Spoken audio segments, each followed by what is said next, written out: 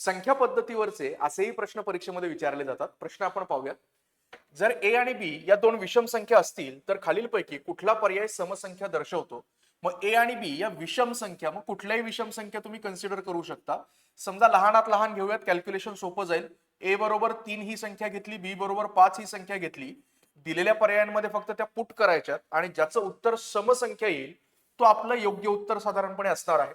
मग ए बरोबर 3 पुट केला, बी बरोबर 5 केला, 3 अधिक 5 8, 8 अधिक 1 9. म्हणजे पहिल्या पर्यायाचं उत्तर 9 येणार. 9 ही विषम संख्या आहे, ऑड नंबर आहे. म्हणजेच पहिला पर्याय हा चुकीचा आहे, कारण त्यांनी आपल्याला विचारलंय समसंख्या.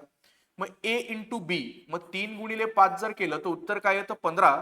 15 ही सुद्धा काय आहे? विषम संख्या आहे, ऑड नंबर आहे. त्यामुळे पर्याय क्रमांक 2 हा सुद्धा चुकीचा आहे.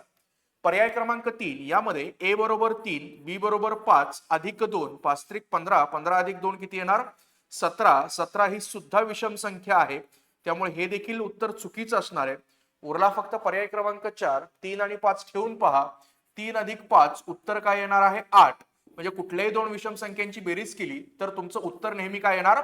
समसंख्या येणार. पर्याय क्रमांक 4 हे या प्रश्नाचं योग्य उत्तर असेल. अशाच प्रश्नांचा सराव तुम्ही देखील करा.